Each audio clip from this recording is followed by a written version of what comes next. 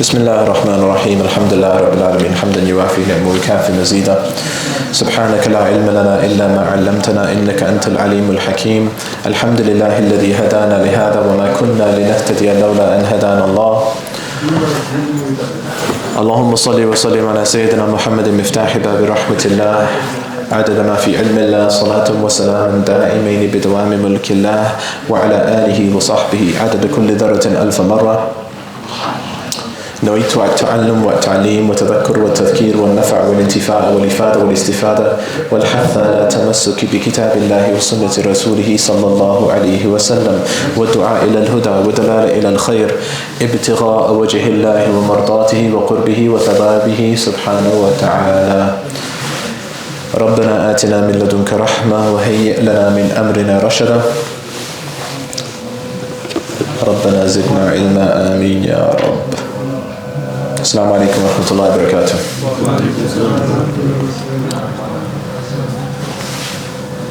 So inshallah we begin again by resetting our intentions, because we're almost towards halfway through the month of Ramadan. So let's set our intentions again and renew our covenant with Allah subhanahu wa ta'ala about this month. What did we want to get out of this month? Okay, what did we set out, whether it was written or otherwise, and now we can think about it again. One might be to have a renewed connection with the Quran. One might be to learn more about the Arabic language, which is a means to the Quran. One is to sit in gatherings of sacred knowledge. This is a gathering of sacred knowledge. This is important. This isn't something that we should be dismissive of. This isn't something that we should think, it might be going on, I'll try and join it, but if I can.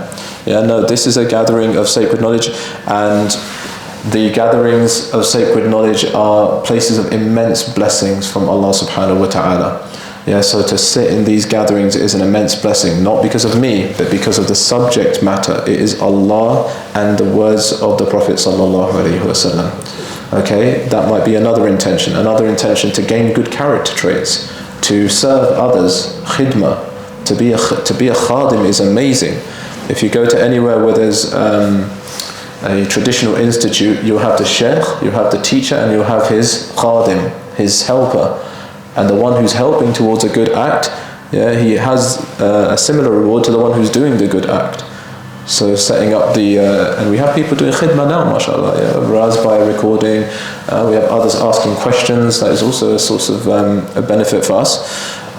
So anyone who's trying to help the masjid that has allowed us to hold these, anyone who's trying to help others to get benefit is a source of benefit. So we ask Allah to reward them. Ameen. So having renewed intentions to draw closer to Allah, to learn more about the life of the Prophet sallallahu alaihi wasallam through the Quran. The Quran is almost a reflect. You can't know the Quran without seerah. So it's interlinked with the life of the Prophet sallallahu alaihi wasallam. When his wife Aisha radiallahu anha is asked about his character traits, as we mentioned before, she says, "Kana khuluquhu al-Quran." Like his character was the Quran.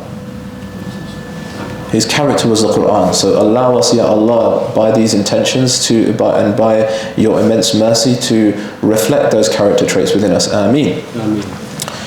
And also to have reverence for the subject matter. That would be another intention. To have reverence for what is being recited before us. But have reverence for the subject matter. Have reverence for the words of Allah and the words of the Prophet ﷺ. So we'll begin with a hadith on the importance of talab al-ilm, the importance of gaining sacred knowledge.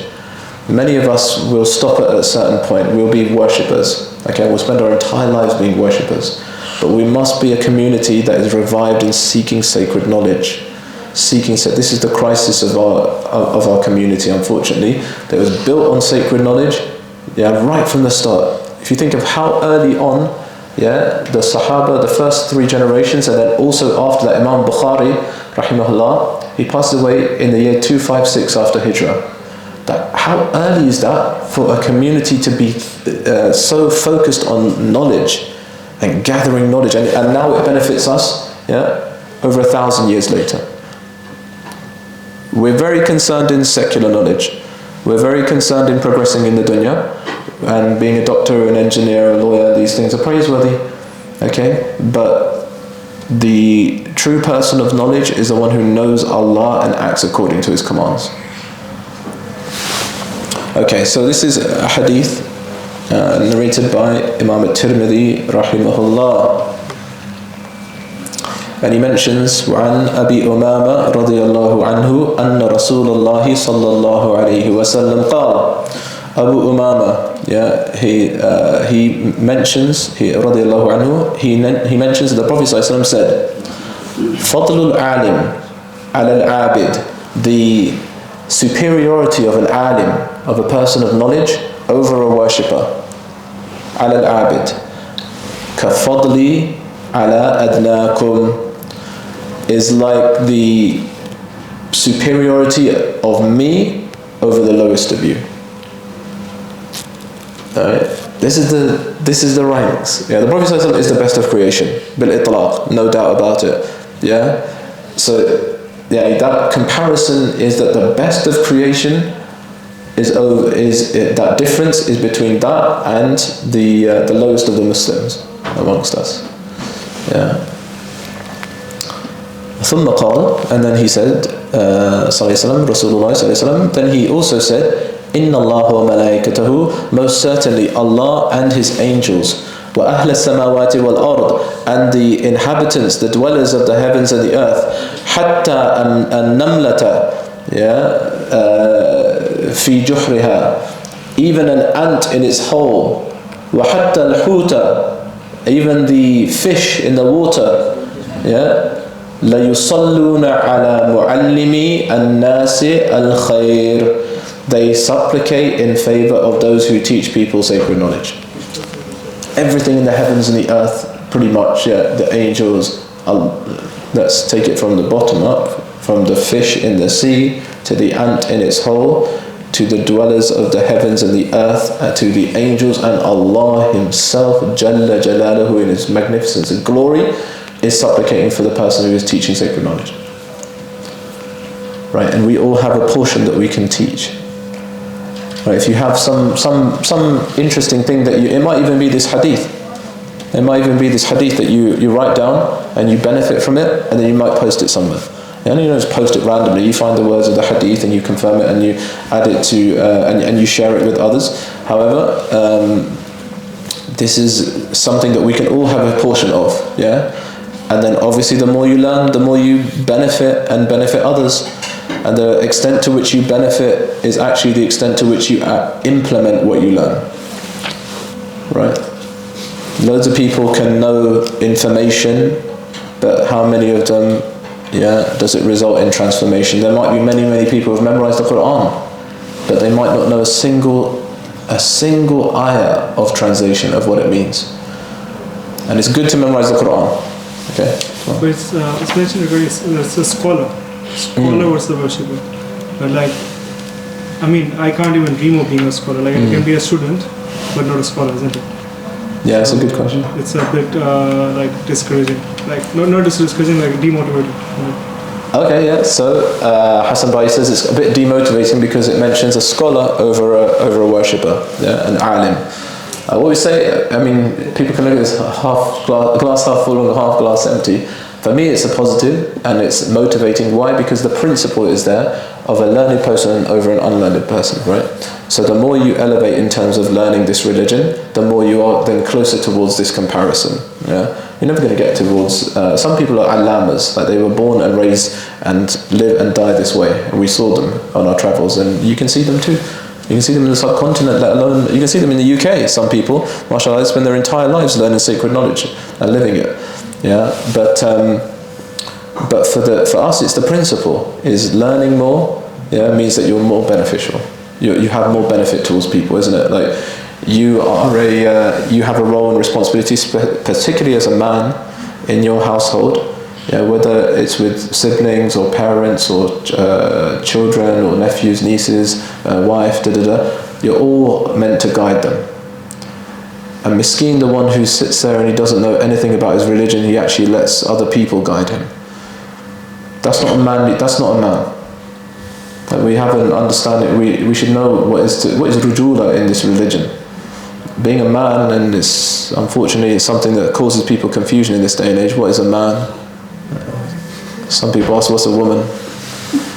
Okay, it causes people confusion. They don't know what it is, and they particularly don't know what the roles and responsibilities are. But our religion is very clear about this. Yeah, and we have the best of role models, sallallahu alaihi wasallam, to allow us to understand what is a real man. A real man is a guide. A real man is someone who has knowledge. A real man is, yarhamkullah, is the one who not only has that knowledge, but he lives that knowledge. Yeah, so I think it's more the principle of being learned over simply allowing oneself to restrict themselves to worship per se. And learning knowledge is worship. Learning knowledge is worship, but what we mean here is an abid, the one who, stands himself in the corner and just does voluntary prayers, etc., etc., which is also praiseworthy. We're talking about different levels here, yeah? But who's the judge, though? Isn't Allah the judge of who's more learned than the other? Correct. But being a scholar doesn't mean that that person or the scholar is more learned than a layman. A layman could have had more knowledge than the scholar, because it's down to Allah to give that knowledge to whoever He wills. What type of knowledge are we talking about there? We're talking about the knowledge from the Quran, the guidance. We're talking about guidance. We're talking about taqwa. We're talking about all kind of knowledge. I mean, knowledge comes in different forms. But I find it flawed that human beings become judges of others, saying that, okay, you're less knowledgeable than him, or he is more knowledgeable than him. Yeah, so the question that... Because Maliki Yawmiddin, who's the owner of the day of the judgment, the judgment. So the question here is about who can judge that, right? Who can judge? And this is something that comes up. So you see someone who might be, for example, sinning, and say, only God can judge me. Right? I do whatever I want. Only God can judge me. I might be sincere in my heart. Okay, but the outward is judged by people. The outward actions, we do judge on the outward, and we should judge on the outward actions of people. For example, if someone commits haram, there are certain outcomes for that have to be judged by the judge, right? But ultimately, yes, Allah subhanahu wa ta'ala is the judge. However, what we would say is, according to the words of our Prophet ﷺ, and according to every single principle within the Quran, is having knowledge, having sacred knowledge, is superior to not having sacred knowledge. And a scholar, what we mean by that, I don't deny that having sacred knowledge is better than not having knowledge. I mean, that's a fact. But who is the judge, or who's going to decide that this person has more knowledge than the other? Religion is not about competition. Okay, that's a good question. Is religion about competition? Who thinks it is? Who thinks it's not? Who thinks religion is about competition? For the Sharia? It is in some cases when you see someone doing like very good deeds and you get inspired that you want to do more than you want to go ahead of, and that means there's a competition. Yeah. There is a competition in terms of good deeds. Depends on how you take it. So some people take it as a negative, some people take it positive. So it depends on how you take it. So the Sahaba Ikram used to have a competition with each other to do good. Right, so that's a positive sign. Good. But some people take it as a negative, say, oh, why he's doing good, become jealous. And because jealousy can stop things good into bad. So depend upon how you take it. So it's individuality, behavior, how you mindset is. If you have a positive mindset, yes, you take it as a positivity. If you have a negative mindset, you take it negativity. So, but it depends upon how strong you are mentally. Good. Okay, so some good contributions there. It depends on how you take it, depends on how you're responding to it, yeah? In Surah Al-Mutaffifin, at the end, in the final juz of the Quran, Allah subhanahu wa ta'ala is mentioning about different types of people and the people of paradise, yeah? تعرف في وجوههم نظرة النعيم. You will recognize their faces by the brightness of their delight. يسقون من رحيق مختوم. They will be given a drink of pure sealed wine, ختامه مسك, and the last of that will smell of musk. And he then mentions وفي ذلك فليتنافس المتنافسون, and the ones who then compete should compete for that. سابقوا إلى مغفرة من ربكم. Race forth. Yeah, a race is a competition. I'm ahead of him. right? And it doesn't mean you look down on that other person, but you see that person in front of you and you want to be there. It's a positive type of competition, right?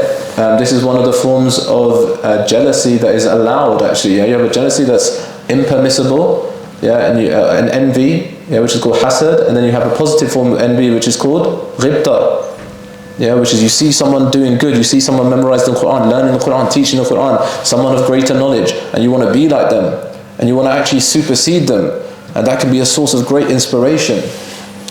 Yeah, so to a degree, there is an element of competition in this religion. And a scholar, we're not saying, and again, yes, Allah subhanahu wa ta'ala is the judge. He will place whoever He wills, wherever He wills on that day. However, what we're saying is the principle foundationally is that a scholar, a learned person who practices what he preaches as well, is better than a lay person. Is better than a lay person who simply benefits his own self. For example, there's another hadith about, we'll mention it by meaning, is the hadith mentioning the superiority of the scholar over the worshipper being like the superiority of the moon over the other stars around it, right?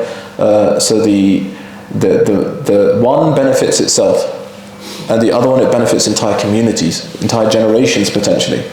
Yeah, أو كما قال صلى الله عليه وسلم. So good discussion, good points, and I think it's suffice it to say that the principle being that we learn this knowledge and we try to emulate people of knowledge, that's something that we should try and live by, inshallah. Yeah, I should try and live by it. Okay, so the cluster of surahs that we've covered. Yeah, so yesterday we spent a fair while on Surah Yusuf, and before this, in the same night, we had also covered in the Taraweeh Surah Al-Ra'd. Yeah, Surah Al-Ra'd. So these 13 surah, Surah Ibrahim, Surah Al-Hijr, Surah Al-Nahl. Yeah, now we're up to Surah Al-Isra and Surah Al-Kahf, which we've just gotten halfway through Surah Al-Kahf.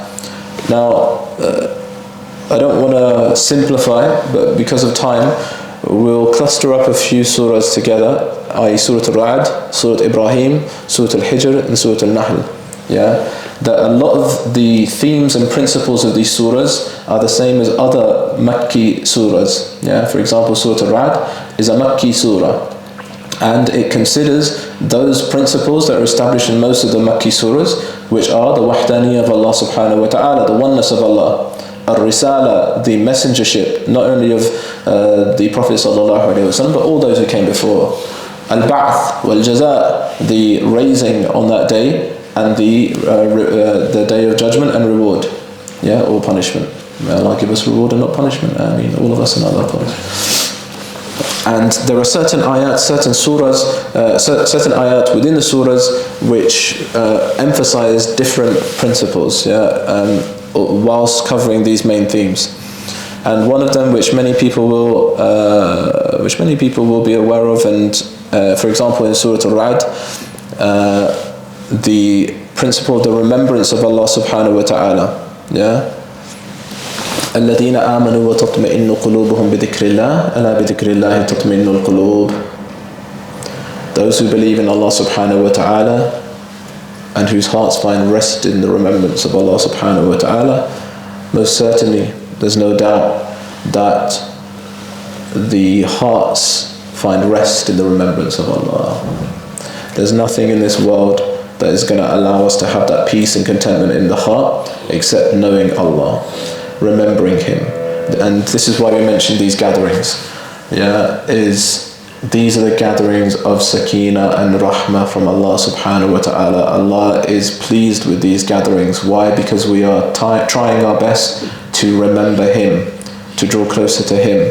And then we take some of this away, some of this light that we get from this month, and we apply it in our daily prayers.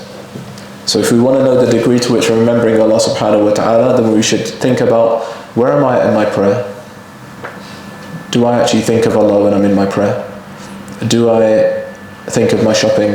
Do I think of the football? Do I think of whatever other things that I enjoy in life? My difficulties and tribulations? Those things, let's park them for that period, revere Allah and His magnificent book, which is being recited to us at that time, and then do dua for those things. Do do dua for those things. Just wait, and one good way, for example, is to enter the prayer. Firstly, come early. Then to pray the sunnah of entering the masjid. The 2 rak'ah sunnah to enter the masjid. We should always be doing tahiyyat masjid. We shouldn't be sat here in this gathering unless we were really, really rushed and we came last second. But always, if we're here at the mosque, to pray the sunnah of tahiyyat masjid. And then also to pray all the sunnah. If we're praying the dhuhr prayer, it just gives us that opportunity to then ease into the fard. It shouldn't be an easing in, it should also be at the highest level of concentration. But these things, they adorn the prayer. And also, prior to that, if we're finding it difficult to concentrate in our prayers, one of our teachers mentioned, is then reflect on the state of our wudu and our presence in the wudu. Is to connect to the wudu, that this is an act of worship. MashaAllah, I saw one brother here a good while back, and he was with another person who obviously hadn't come very often to the mosque. I saw him in the wudu area, and I was just sitting preparing for a class, and I noticed that he was taking a lot of care over his brother. Like, he was taking a lot of care, showing him exactly how to do the wudu, what it even means. Like, he was saying to him, and these are people who are not necessarily, it's not a teacher teaching someone or something, but he was saying, like, this is, this is like removing your sins, this is a way for you to purify yourself. Imagine if we had that perspective, and it turned out basically that this person was coming to convert, and his brother was helping him to convert, right? So that's the sincerity of the person who recognizes the essence of some aspects of this religion.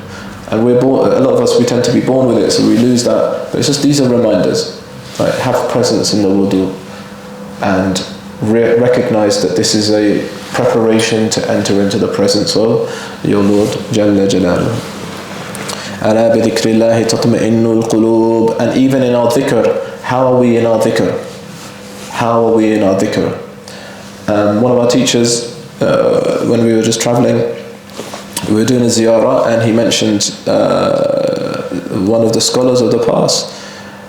That whole area is very, very foundationally focused on remembering Allah, right? And he mentioned a phrase from him, "Man laysa lahu wird, fahuwa qird."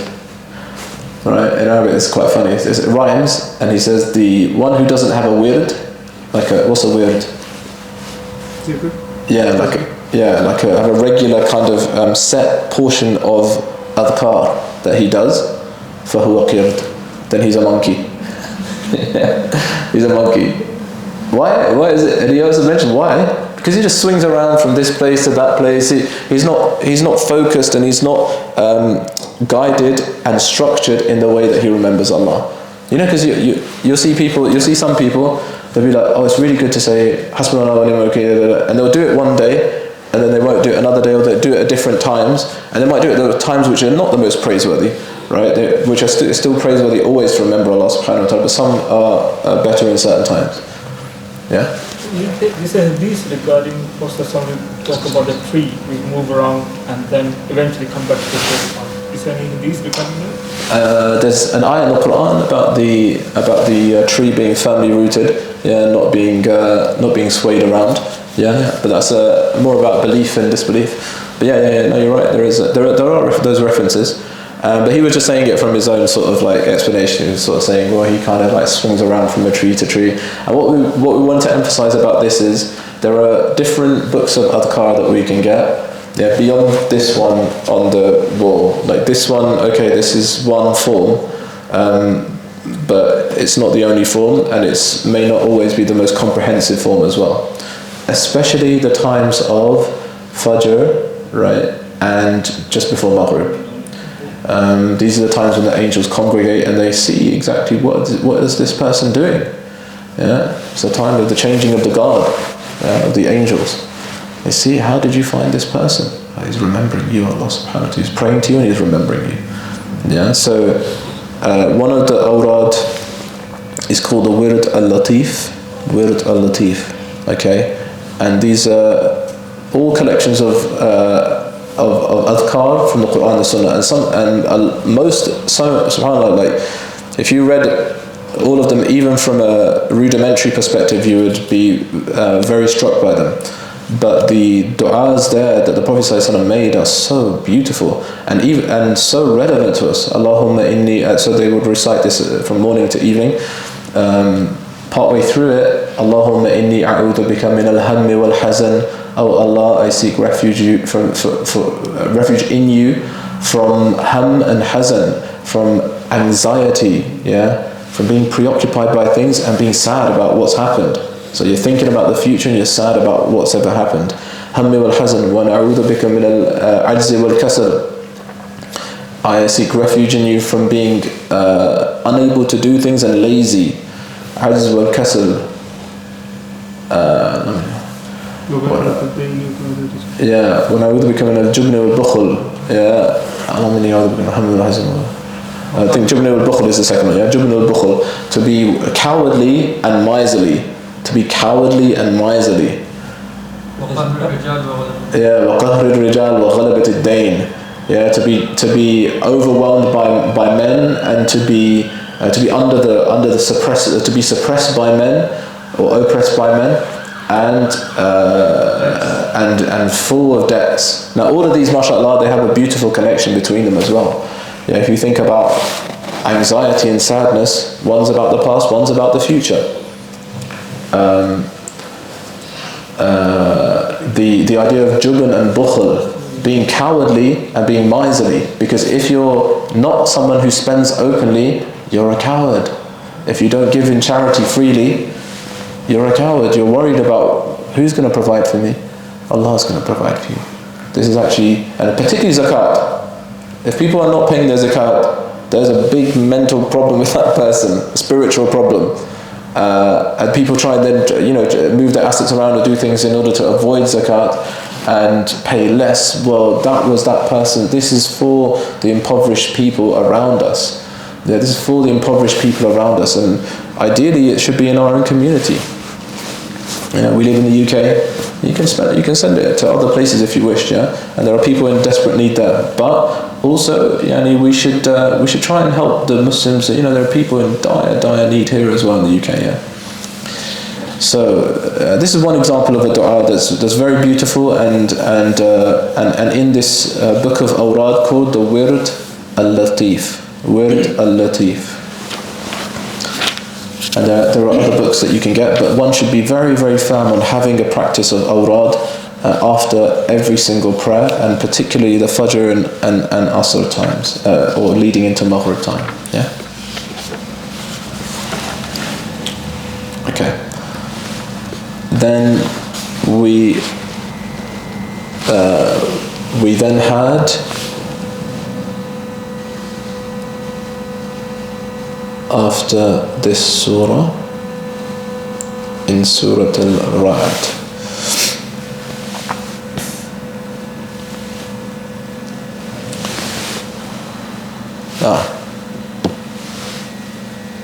We then had this principle that I wanted to discuss for most of today, in Surah Ibrahim. وَإِذْ تَأَذَّنَ رَبُّكُمْ لَإِن شَكَرْتُمْ لَأَزِيدَنَّكُمْ. And when your Lord, He proclaimed, Allah subhanahu wa ta'ala has told us, لَإِن شَكَرْتُمْ لَأَزِيدَنَّكُمْ. This is a foundational principle in our lives again, that if you are thankful, I will increase you. And that increase is limitless. It's not just, I will increase you in mal, والبنين, هكذا. It's not in money, children, this, that. I will just increase you. Ayah number 7. Yeah. وَإِذْ تَأَذَّنَ رَبُّكُمْ لَإِن شَكَرْتُمْ لَأَزِيدَنَّكُمْ وَلَإِن كَفَرْتُمْ إِنَّ عَذَابِي لَشَدِيدٌ وَالْعِيَاذُ بِاللَّهِ. Allah protect us. And if you are ungrateful, if you are thankless, kafir, we said this before, covering up, but also ungrateful. If you're an ingrate, because being in someone who rejects the signs of Allah subhanahu wa ta'ala is also an ingrate. You're ungrateful. I sent this down. I sent book after book. I sent messenger after messenger. And they weren't telling you anything which was illogical or strange to the fitrah that exists within a human being, which is that there is one God and you have to worship Him. Yeah, and your worship will be beneficial to you. So take everything that's around you right now of seeking popularity, seeking to be a musician, seeking to be a footballer. Ask those people who reach to the pinnacle of those areas in life and ask them exactly what they benefited from it. They will tell you nothing spiritually. Ask Steve Jobs, who's now in his grave, what he benefited from the millions and millions that he got from Apple. Yeah, from setting up Apple. And even he had the intellect to not let his children have an Apple device, as it's mentioned. Yeah, we eat it up. Yeah, we eat it up like consumers. And we literally, that's what they're called, consumers. You think about consumer, you're literally just fed something like an animal. You just take it, without any sort of thoughts of. And so I use an Apple device here, so. But it depends on what you're using these things for, and how they can benefit you. Everything has a good and it can have a bad. We're not saying live as a sort of monk in a forest.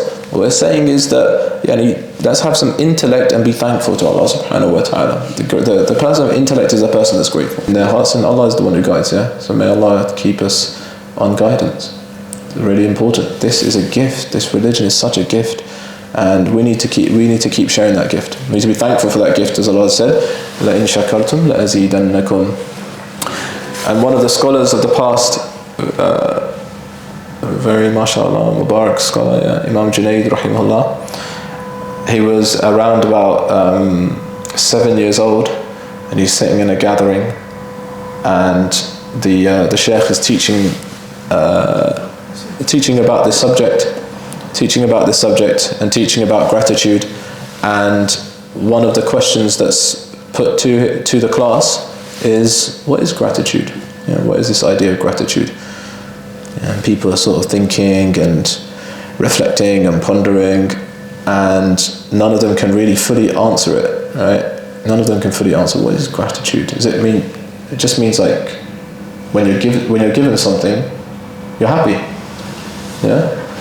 And the sheikh comes and slowly comes to this kid, asks him, what's gratitude? His uncle actually, and sheikh. And he says, Allah yu'sa al-mun'im bi-ni'amihi. That the one who gives you blessings isn't transgressed against by those very blessings. Yeah?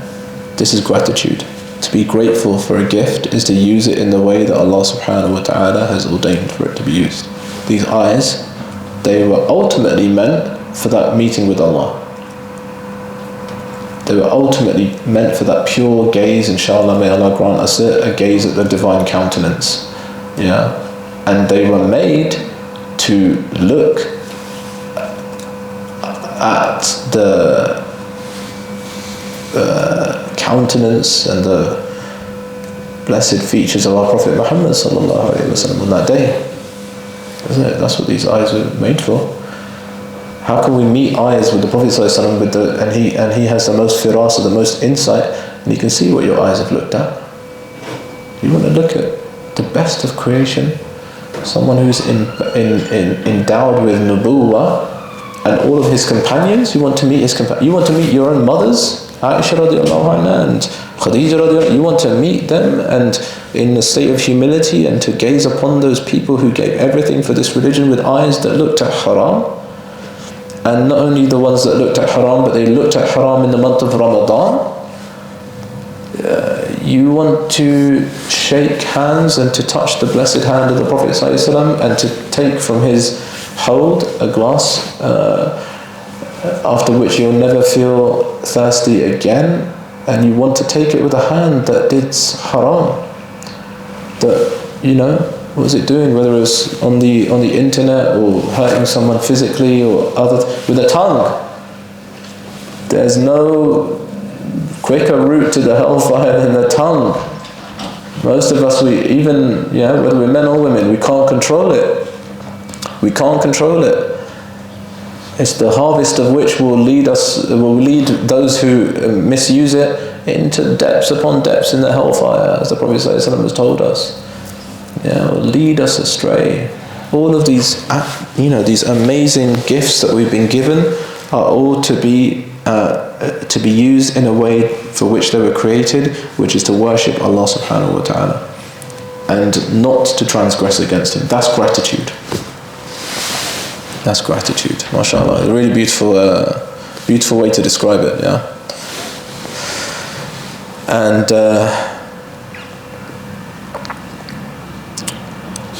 there's another analogy. Yeah, about what exactly is this idea of gratitude. What ideally do we think gratitude is? If we asked everyone here, what do we think gratitude is? We'd say maybe, what would you say? Humbleness. To be humble, okay, yeah, humble. Yeah, what else? To be grateful. Anything else? Thankful, appreciative.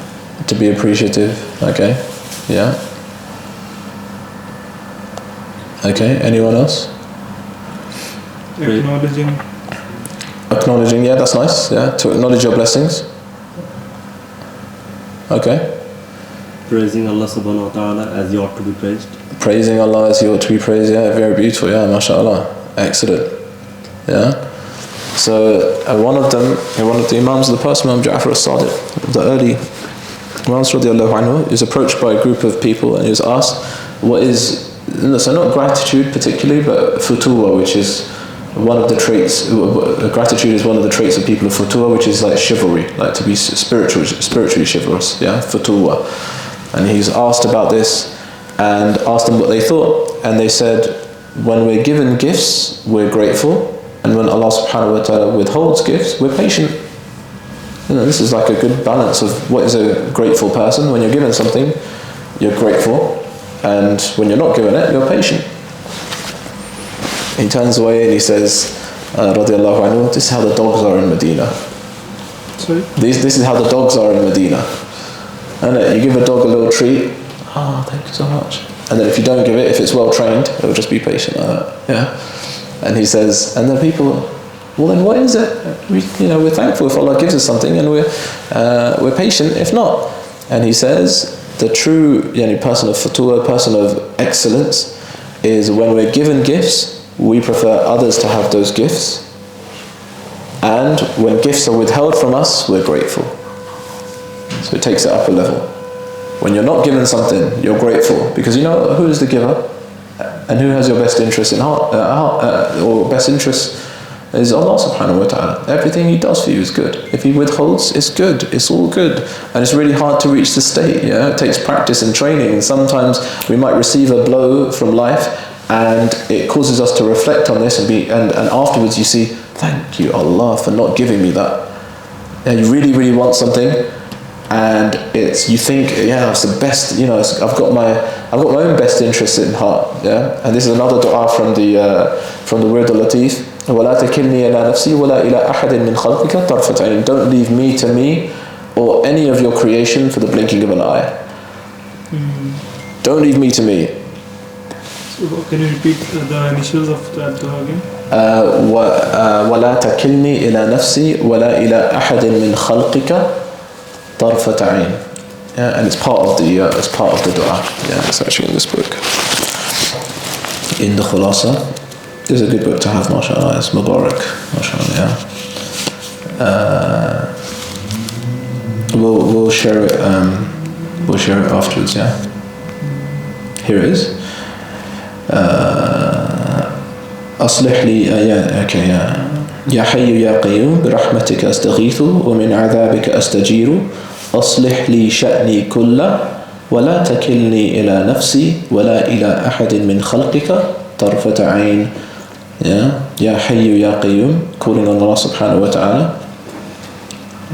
برحمتك أستغيث, I seek assistance through your rahmah, through your mercy. ومن عذابك أستجير, and I seek refuge from your punishment. أصلح لي شأني كله, make right all of my affairs, all of my life, make it right. ولا تكلني إلى نفسي ولا إلى أحد من خلقي طرفة عين, and don't leave me to me for a single second. Yeah, and I'll share it afterwards, inshallah. So, yani, this is again, there are levels there are levels of practice and levels that we can reach. Yani, so for some people, it might be sufficient that if Allah gives them something, they're happy, and if Allah doesn't give them something, they're just patient. Okay, and there's nothing wrong with that because they're still returning back to Allah Subhanahu wa Taala. But we're just talking about the higher level of someone who, if Allah gives them something, we'd actually wish, hang on a minute, I got this immense gift from Allah Subhanahu wa Taala, whether it be a child, whether it be a spouse, whether it be a house, whether it be a car, whatever it is, I wish that my brother here had it as well. Because wishing for that means that you may even get even more. Yeah? Like if you make dua for the person in his absence, the angels are saying Ameen to you as well. We wish that you get it as well. Yeah? This is a principle. The angels will make dua. For example, if you make dua, yeah, please make dua for me in my absence. If you say, I hope Faizan, may Allah increase you in knowledge. Just in quietness and sincerity and application of the knowledge. Yeah, knowledge on its own isn't good enough. Okay, or may Allah make him happy, whatever it is. Yeah. Now, in your secret du'a that you've made for your brother, the angels are also making du'a. And may you have the same. So you're not making du'a just for me. You're making du'a for yourself as well. Yeah. Very, very. Man, our religion is so beautiful. Our religion is just. There's no comparison between us and everything around us. MashaAllah. May Allah increase us in love for our religion. Ameen. Okay. And this principle of shukr, yeah. This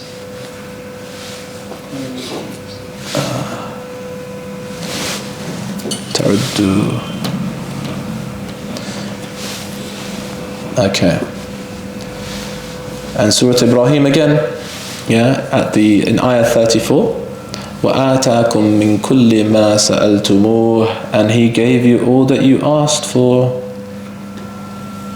He gave you every single thing that you asked for. The greatest of which is to be Muslim and to be firm on this path. May Allah subhanahu wa ta'ala grant us that until the day we die. Ameen. Ya Rabbi. He gave you everything. This gathering, there might be a few of us, but there are many, many angels, row upon row upon row, sitting in a sense of adab and with a sense of adab and etiquette, listening to the words of Allah, listening to the book of Allah, yeah, and conveying who's at this gathering by name. Even those who are not paying attention, they're forgiven also. We must know there are angels upon angels filling this masjid right now. If we only knew, and they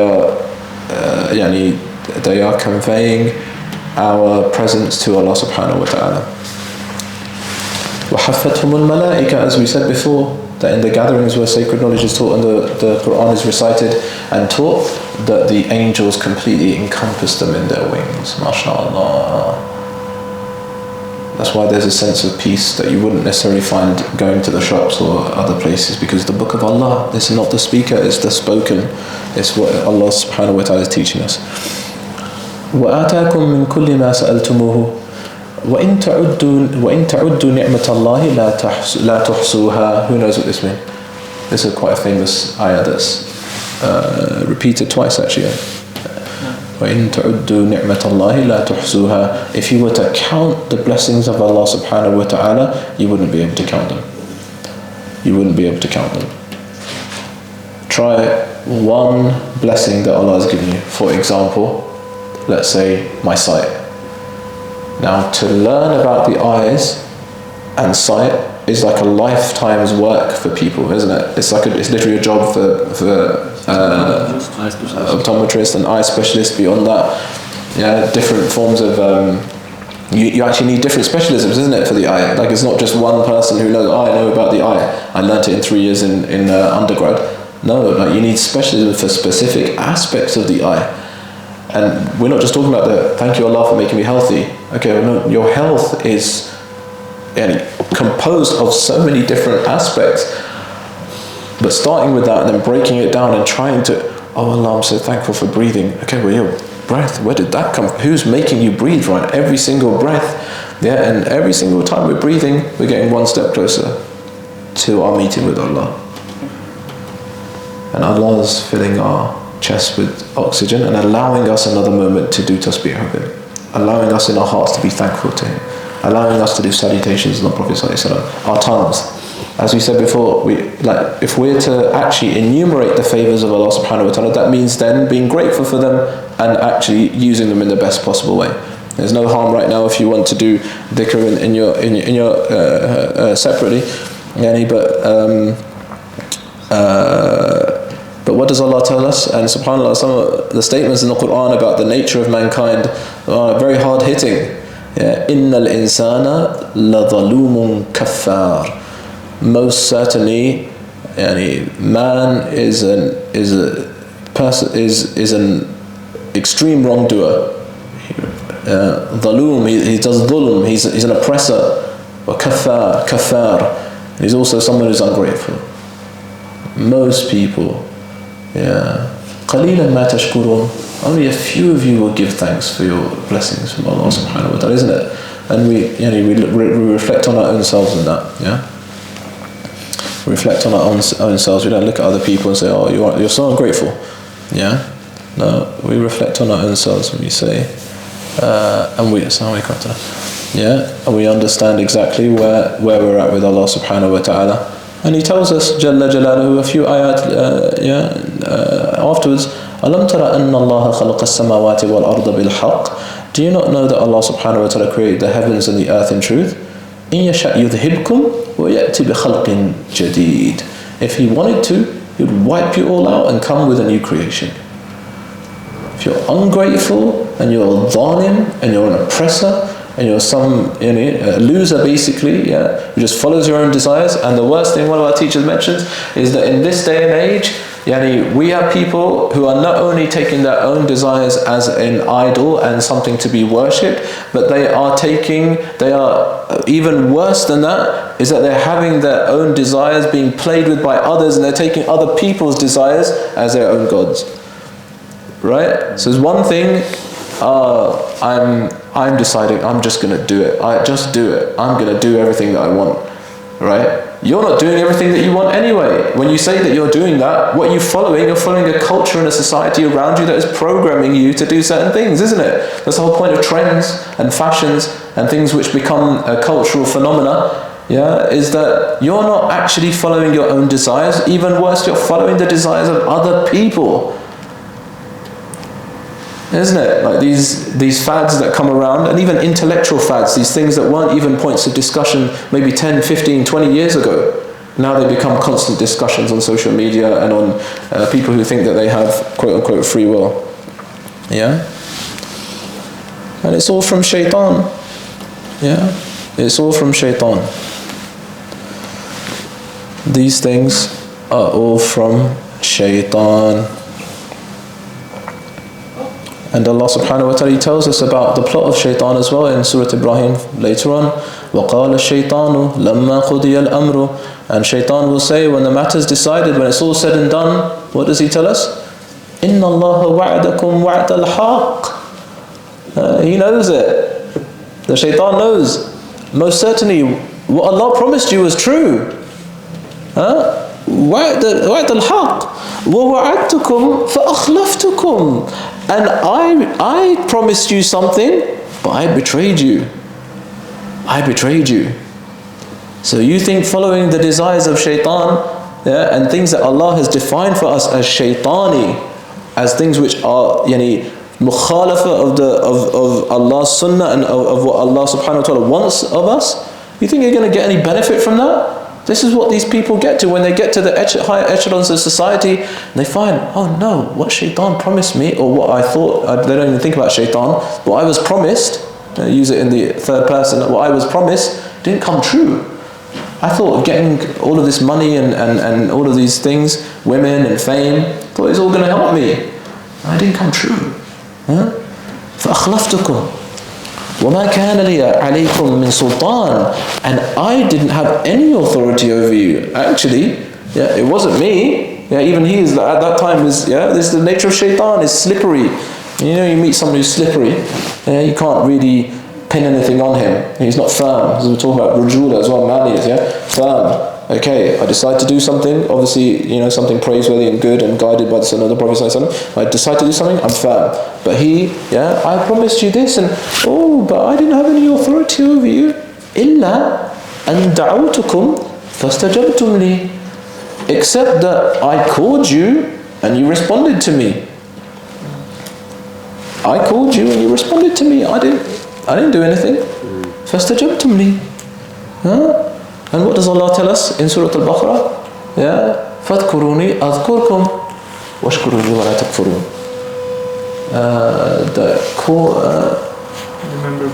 Remember me and I'll remember you. Or, what is it? إِذَا سَأَلَكَ عِبَادِي عَنِّي فَإِنِّي قَرِيبٌ. When my slaves ask you about me, then know I'm true. What is after that? فَإِنِّي قَرِيبٌ. أُجِيبُ دَعْوَةِ الدَّاعِ إِذَا دَعَانِ. I respond to the caller when he calls. So we have a choice of who we're going to respond to. Shaitan is calling us, or we can call on Allah. And this point of jawab or having ijabah, this is interesting. The wording is still the same. فَاسْتَجَبْتُمْ لِي. You followed shaitan. You responded to me. I just called you. And Allah is saying, call on me, and I will be. I will completely overwhelm the plan of any person, any shaitan from the jinn or the ins. From the shaitan that exists, from the jinn and humankind. Allah also says that if you close your eyes, once you close your eyes from the Zikr Ramadan, نُقَيَّزْ لَهُ شَيْطَانًا فَهُوَ لَهُ قَرِينٌ. That we assign a shaitan with you, who's going to become your friend. وَلَهُ قَرِينٌ. You'll have a qareen, something very close to you, like your close companion. Who are you taking as your friends, isn't it? Like, are you taking shaitan or are you taking... You're right, I can't remember the ayat number, trying to find it. Inshallah. No, it's the principle is sound. And the Prophet ﷺ also mentioned that all of you have you have a jinn with you. But I've overcome mine. Inshallah. Alhamdulillah. That I made him a Muslim, mashallah. Wallahi, honestly, is that not making up? And what does he say to us? فَلَا تَلُومُونِي وَلُومُوا أَنفُسَكُمْ. Don't blame me, blame yourselves. I'm just sitting here whispering, look at that, look at her over there, look at what he's got, look at this money, look at this person's against you. You hear these sometimes, isn't it? You hear it, this waswasa in your heart. It's good to kind of take refuge in Allah, from these, because they come to everyone, and know that it's from shaitan. Why? Because he's telling us right here, that this is me. I am just calling you, And what does he say even after that? مَا أَنَا بِمُصْرِخِكُمْ. وَمَا أَنْتُمْ بِمُصْرِخِي. I can't help you, and you can't help me right now. On that day, it's amazing. Shaitan's words, which Allah has blessed us to understand, because it just shows you the weaselly nature of shaitan. Like he's gonna turn around on that day, and all of these whisperings that we get, we need to know they're from shaitan so that we can understand. But at the end of it, what's going to happen to us? Even in a moment where he whispers to you to be angry, to have ghadab, to shout at this person. You get that feeling in the bottom of your, that person really annoyed me. Know that that's from shaitan. And the whispers are just there to kind of inflame something which is in the nafs already, which is anger which is directed in a praiseworthy way is good. For example, anger to protect yourself, to protect those who you love. But anger that's just there, and it's there, it's a reserve. But if you keep overwhelming the nafs and feeding it with these other aspects, for example, looking at the haram, then it's easy then for shaitan to whisper and to use that reservoir in a way that's not intended. Okay, it says, I'm not going to help you, you're not going to help me. إِنِّي كَفَرْتُ بِمَا أَشْرَكْتُمُونِي مِنْ قَبْلِ. I deny you taking me as a partner with Allah before. I don't have nothing to do with that. I was just whispering. إِنَّ الظَّالِمِينَ لَهُمْ عَذَابٌ أَلِيمٌ. Most certainly for the zalim, there's going to be a painful punishment, and he knows better than anyone. He knows better than anyone. Subhanallah. MashaAllah. It's really beautiful, like just to understand the kaid, the plan of shaitan, and what a blessing to have this revelation in front of us and to understand what's going on around us. And one of our teachers, he mentioned, he's a convert. He said, Yani, you don't know what it's like if you're born as a Muslim, yeah, and you believe in it and you're practicing this religion. You don't know what it's like to do something wrong and not know who to turn to. Right? Imagine you do a sin, something that is horrendous, or even something that you don't think is that bad, but you're doing something wrong, and you don't have anywhere to go. Yeah? You don't know why this is wrong, why this is making you feel wrong, but you don't know where to go. Imagine that's the person who doesn't believe in God. They know this it's built in the human being, there's right and wrong. Yeah? Everyone has this kind of common understanding, right? There's a general sense of right and wrong, which is unfortunately now being undermined. Yeah, but you don't know what it's like. And alhamdulillah for the blessing of Islam and this Quran, which came as guidance, came actually to change our lives, not simply to be a source of recitation, and recitation in itself is good, alhamdulillah. And this recitation is protected by Allah subhanahu wa ta'ala. If we move on to Surah Al-Hijr quickly, yeah, in Surah Al-Hijr, what does he mention? At the very outset, إِنَّا نَحْنُ نَزَّلْنَا الذِّكْرَ وَإِنَّا لَهُ لَحَافِظُونَ. Yeah, we sent down this Quran and we are going to protect it. Don't worry about this Quran. And this is the miracle of the Quran, is that many people, they might try their hardest to pick up some sort of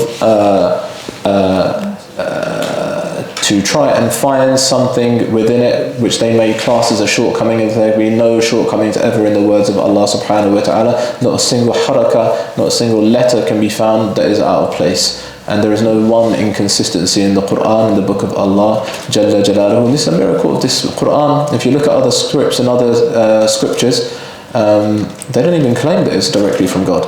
That's amazing. This is such a big claim. And they couldn't, and no one could for 1400 plus years come up with a concrete refutation of that. That's a miracle in itself. But the others, they literally say, we wrote it by, it was our, one of our, he wrote it by hand, the scribes. Yeah, and that's why they have different versions even of the same scripture. Even of the same scripture, have very different versions of their own scripture. Can you imagine that? Waliyadu billah, a different version of the Quran. Waliyadu billah. This is such a blessing. We have one Quran, and we are one community. We are one ummah. Despite all the people that try and create this sect, that sect, this, we believe in Allah subhanahu wa ta'ala and the sunnah of the Prophet sallallahu alaihi wasallam. We believe in it. Some people may be one way, some people may be others. In a family, you always have the kind of, you have the black sheep, you have the person who's a bit too harsh or a bit too soft. Yeah, we try and find that middle ground, but we're all part of one community. We're all pulling in the same direction. We all love this Quran. We all love the Sunnah of the Prophet ﷺ. And if we have family members who are distant from it, may Allah subhanahu wa ta'ala allow them to be closer. Ya Allah, Ya Allah. Allah is protecting this religion. And we should never be, when we look around ourselves, we might find some difficulties, we might find things that cause us to be sad or to feel a sense of shortcoming in what we're doing or even the world around us. And what does Allah tell us in this surah? قَالَ وَمَنْ يَقْنُطْ مِنْ رَحْمَةِ رَبِّهِ إِلَّا الضَّالُّونَ. And who despairs of the mercy of his Lord except the person who's completely astray.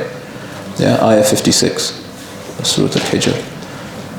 Who despairs of Allah's mercy except someone who's completely far away? And actually they say that it's a form of kufr, to despair in Allah's mercy. قُلْ يَا عِبَادِيَ الَّذِينَ أَسْرَفُوا عَلَىٰ أَنفُسِهِمْ لَا تَقْنَطُوا مِنْ رَحْمَةِ اللَّهِ. Say to the slaves who have wronged their own selves, who have done completely horrendous acts, never despair of the mercy of Allah. Never despair. Okay?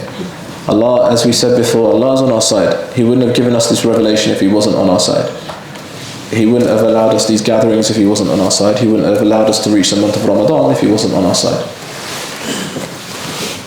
And how does He emphasize this going forward?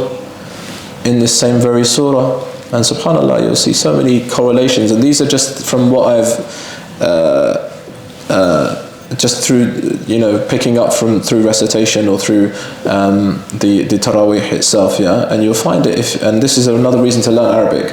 You'll find certain ayat, they pop up and they have connections to them. So we were talking about despairing in Allah's mercy, and in ayah 49, what does Allah subhanahu wa ta'ala tell us? This very powerful phrase, نَبِّئْ عِبَادِي أَنِّي أَنَا الْغَفُورُ الرَّحِيمُ. Tell my slaves, this is to you and to me.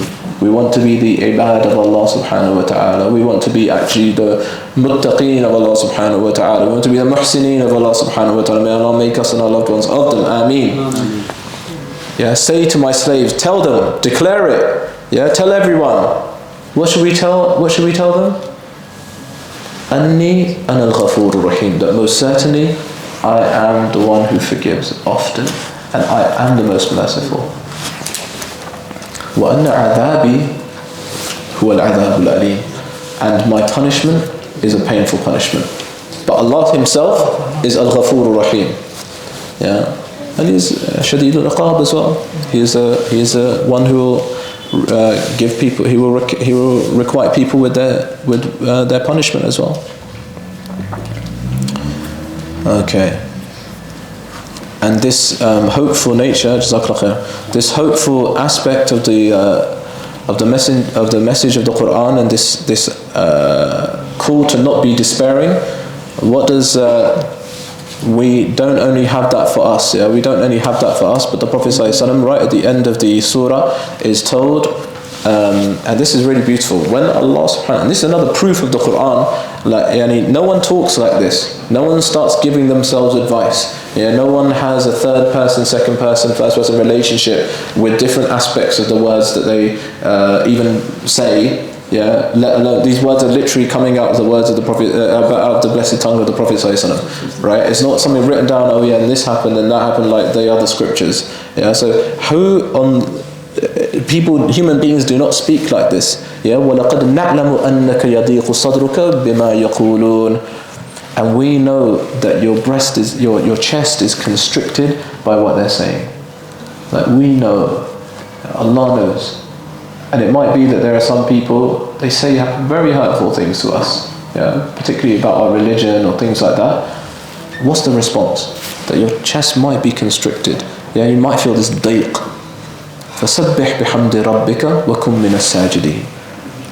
So praise your Lord, and extol His virtues and thanks and gratitude.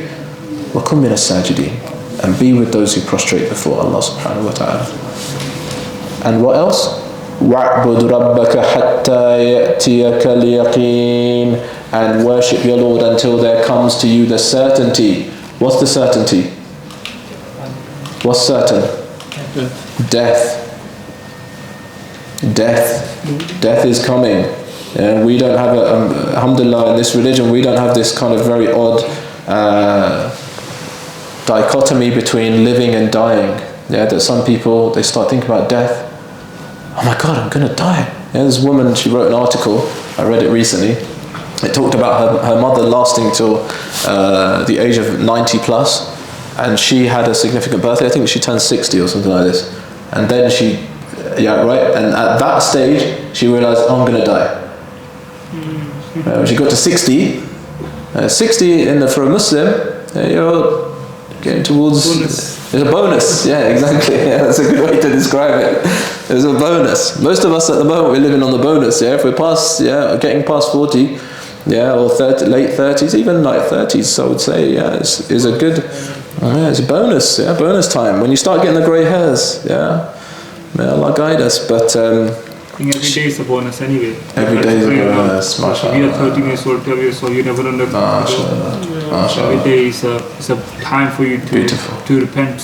Beautiful, every day is a bonus. Every day is a bonus. That's a good way to look at it. Like, we shouldn't take any day for granted. There's people who lose it. The one brother we know, he was studying in Yemen, he went there, young man, and only a few months after he went there, he passed away in a car accident. Rahimahullah. May Allah have mercy on him and his family. Okay.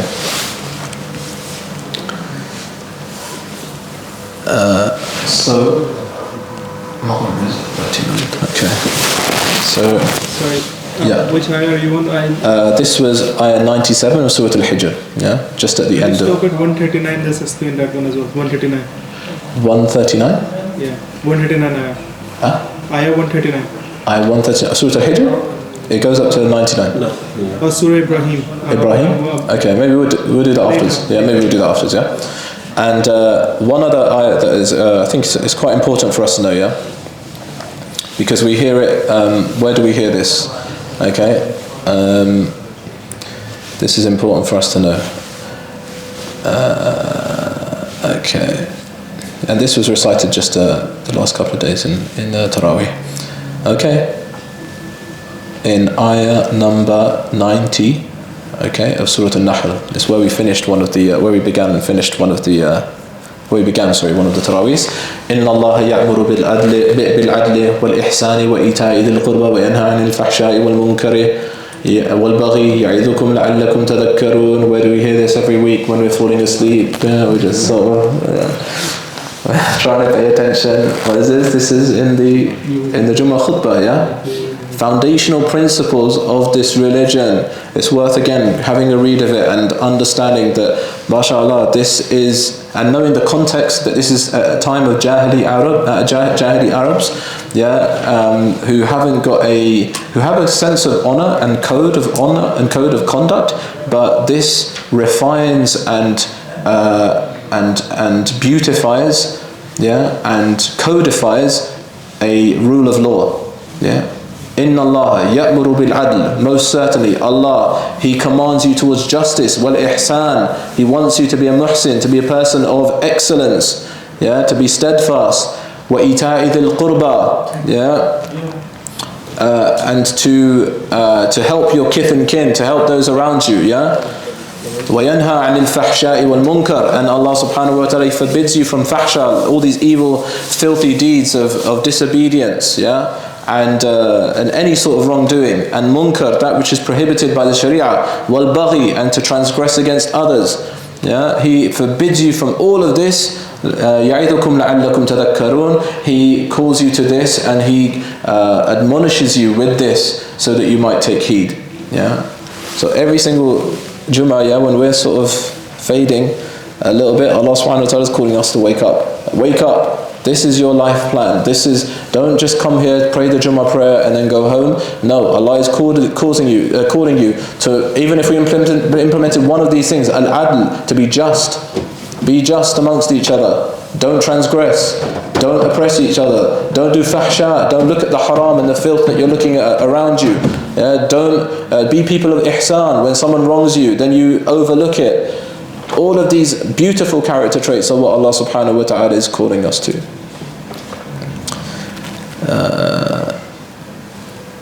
And subhanAllah, there's so much in this that we could cover again and again, and this will be our last one until next Friday, inshallah. Until next Friday. So what we'd end on is just this one ayah. Yeah, I know it's getting up towards the time. Okay. And in Surah Al-Isra, ayah number 36. Surah Al-Isra, ayah number 36. Yeah. وَلَا تَقْفُ مَا لَيْسَ بِهِ عِلْمٍ. And don't follow that which you don't have any knowledge. Yeah. O mankind, don't say or do things or try and testify towards those things that you don't have any knowledge of. Yeah, knowledge. We come back to this foundational principle that we discussed before. Knowledge. We have to be people of knowledge. We can't be people, oh, I'm just praying my religion, oh, I don't know when I can pray, when I can't pray, and I know, I'm allowed to pray at this time, I'm allowed to do this at this. No, have knowledge. Be people of intellect and knowledge, and actually be people of truthfulness, yeah, of ilm. And why? Because إِنَّ السَّمْعَ وَالْبَصَرَ وَالْفُؤَادَ كُلُّ أُولَٰئِكَ كَانَ عَنْهُ مَسْئُولًا. Most certainly, your hearing, your sight, yeah, what else is it? وَالْفُؤَادَ, and your heart. Your heart, each of one of those will be questioned by Allah subhanahu wa ta'ala. Yeah, we can understand how the hearing and the sight, yeah, could be questioned, and the hands and these other aspects. وَالْفُؤَادِ, your heart will be questioned by Allah subhanahu wa ta'ala. Yeah, your heart. That's why we keep emphasizing time and again, getting the heart right. Yeah, the first step towards getting the heart right is asking Allah for forgiveness, turning back to Him sincerely. Tawbah. These are the days of forgiveness, as we mentioned before. Mercy, forgiveness, and then we can get to freedom from the fire. May Allah grant us all of them. Yeah.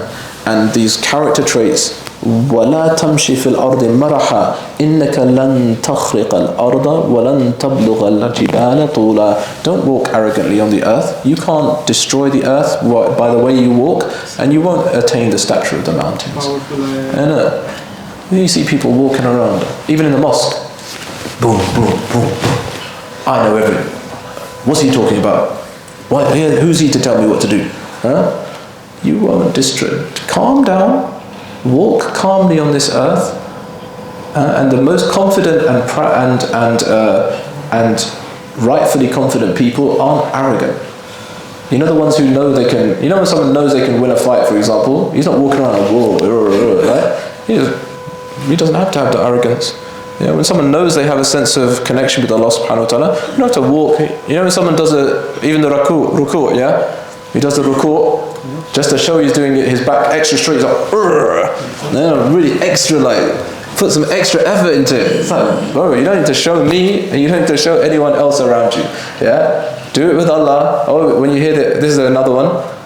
And you hear people, Ameen. Okay, relax. We know that you're saying it loud. Okay, mashallah, you're following that opinion. Alhamdulillah. Yeah, but you don't need to shout. Yeah, Allah subhanahu wa ta'ala can hear you. Yeah, and it's all just nafs. May Allah protect us. So we'll leave everyone to make dua for these last 7 or so minutes, and we pray that Allah subhanahu wa ta'ala, Ya Allah, we testify towards you, that you are one.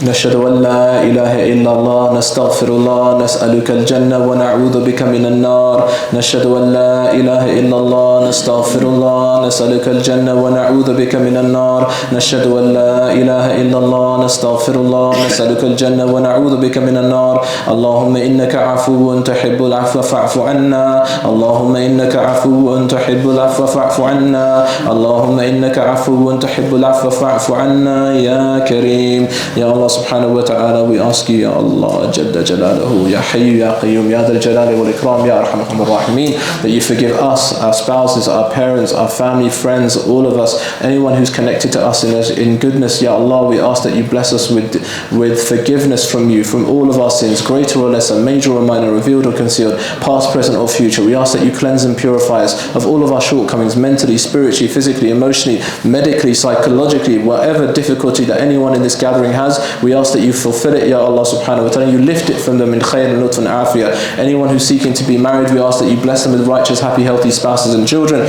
And anyone who is married, we ask that you put barakah and blessings in their marriages and grant them healthy, happy spouses and children. We ask that you allow us to be people of the Quran, who live by the Quran, who love the Quran, people who love the Arabic language and learn the Arabic language. We ask that you make us people who are sincerely turning towards you, Allah subhanahu wa ta'ala, in these moments when the dua is not rejected. Ya Allah subhanahu wa ta'ala, we ask that you don't reject these hands, the hands of the fuqara, the hands of the beggars who have nothing to offer you, Allah subhanahu wa ta'ala, except a call that you've asked us to call. So we respond to your call, Ya Allah, and we ask that you send the most noble and highest salutations on our Prophet Muhammad sallallahu alayhi wa sallam, the one who came with this message, the one who sacrificed everything for us, Ya Allah. We ask that you allow us to have a deep connection of love to him and all of the Sahaba that were around him and all of our mothers from amongst the wives of the Prophet sallallahu alayhi wa sallam. We ask that you raise them in ranks and that you allow us to join those ranks of us and our family, friends and all of those loved ones around us. Anyone who's benefited from these gatherings, Ya Allah, we ask that you lift them and grant them goodness.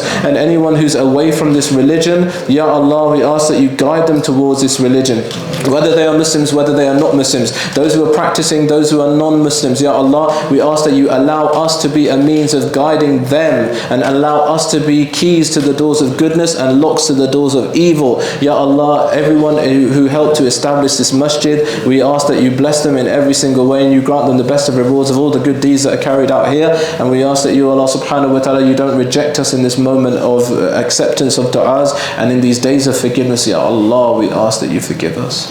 Ya Allah, we ask that you forgive us. Ya Allah, we ask that you forgive us because we have sinned against you knowingly and unknowingly. And we have contravened the covenant that we had with you, Allah subhanahu wa ta'ala, and we have followed the enemies that exist within us of our nafs, of the shaitan and the hawa and the dunya. So Ya Allah subhanahu wa ta'ala, in these remaining moments we ask that you accept us by the blessings of the Surah Al-Fatiha ila Hadrat al-Nabi sallallahu alayhi wa sallam. Bismillahir Rahmanir Rahim. Alhamdulillahi Rabbil Alameen. Ar-Rahmanir Rahim. Maliki Yawmiddin. Iyyaka na'budu wa iyyaka nasta'in. Ihdina as-siratal mustaqim. Siratal ladhina an'amta alayhim ghayril maghdubi alayhim wad-dallin. Ameen.